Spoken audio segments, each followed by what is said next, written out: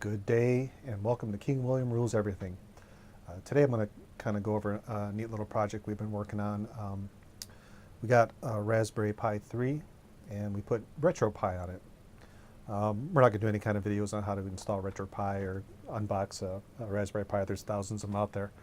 But kind of I'll show you kind of like a completed version or a fairly complete version of RetroPie, and we'll take a look at it now.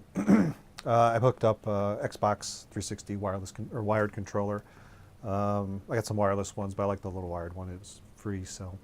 And also, I got a couple of other controllers, a little Super Nintendo one, which I haven't configured yet. But I think that'll be kind of fun because you're kind of using pretty close to what the original controller is. But here's the Raspberry Pi 3. Not much to it. It's just a little dinky board, and for what it is, it's pretty powerful. So RetroPie is kind of neat because what you can do is you can install different kinds of emulators. So the original Nintendo is really popular now because they came out with the Nintendo NES Classic, which has like 30 games, and so you can kind of see we have like 2,000 games. So the NES Classic, I think it was like $50, $60, and you can get this whole kit. The Raspberry Pi,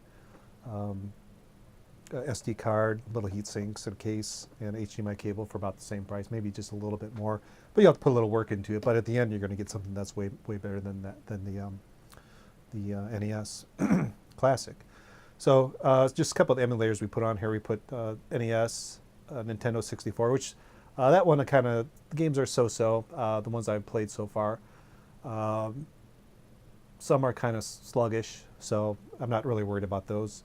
The Sega Genesis, that works really well. MAME, which is like the classic arcade systems, like Street Fighters, Pac-Man, Galaga, all that kind of stuff. Even the modern stuff, the King of Fighters, all those. Those work pretty well. Game Boy Advanced, I'm not sure I want to play that on HD TV. It's really kind of designed for a low-res screen, but you can play it if you want. ColecoVision, I like ColecoVision. This works really well. So if you're a ColecoVision fan, this is the way to roll. Atari 7800, a lot of games for that. Atari 5200. These all work really well. Atari 2600. It's a nice way to kind of relive your childhood. These games are really fun, and you can't really beat it for the price. Downloading ROMs is illegal, so unless you really own the ROMs, you're not allowed to really play them. Amiga, which is kind of fun, especially if you like the Commodore Amiga. You can do Atari STs, so you can kind of customize this to kind of any way you want to. Just depends on how much time and how much storage you have on your SD card. I put a 32 gig SD card in here, and I don't even know how much space is left, but you can put a ton of ROMs. The ROMs, most of them like Atari 2600s. The older systems like kilobytes. So you can get a lot. Start putting like Neo Geo stuff, that kind of thing. You're looking at some bigger ROMs, so your space will go pretty quick. But if you're going to do that, I definitely would get a 32 gig SD card.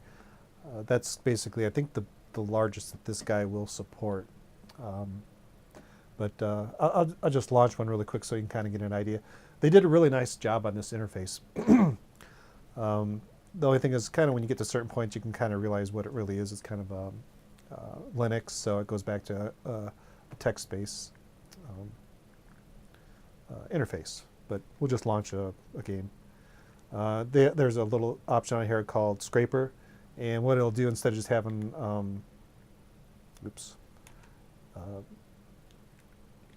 just the names of the titles, it'll put in. I think I'm clicking too fast here. Let's get back in here.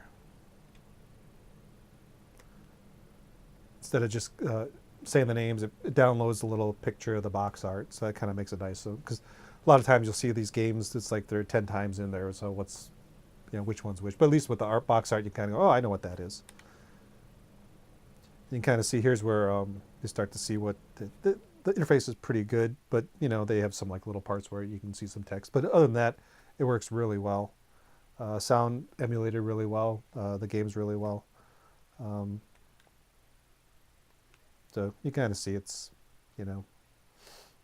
I also have a Retron 5, which we'll probably do a little review on that. That's been out for a couple of years, and that does a really nice job. But you actually need the original cartridges to play that. And that guy actually has it does Famicom, Super Nintendo, Genesis, Game Boy, Game Boy Advance, and I think there's one other one. But that's kind of a nice system. But it's designed to actually insert the cartridge. And what's nice about that, instead of just using kind of like any kind of controller, you can use the original controllers. So you can go on eBay, or if you have some old controllers like Genesis or Super Nintendo, you can plug them right in. You can use any game with any controller. And there's actually ways you can dump ROMs on there. So, but I think having the fun of it is sticking that cartridge in, blowing out the contacts, cleaning them, putting them back in. So especially if you have a large collection and you have a Nintendo or a Super Nintendo that you can no longer hook up to a TV, that outputs only HDMI. Same with the Raspberry Pi. This only outputs HDMI, so you need a modern TV. But so that's basically it for the RetroPie. Highly recommend it, especially like tinkering and playing around. It did take me quite a while to configure it and get it the way I like it, but it's worth the effort, and you really can't beat the price. The RetroPie is free. Raspberry Pi is like maybe 60, 70. You can go up to maybe $100 for the whole. If you want a fancy case and stuff like that. But you're looking at how much time you're going to spend playing the game. You usually recoup your time, especially if like say you go golfing. You're going to spend maybe 30, $40 on a game of golf. Well, that's 4 hours. You're going to get especially many hours gameplay, especially if you're a gamer that really like the older games. And this is really the way to go. And it's a nice little like winter project. So until next time, carry on.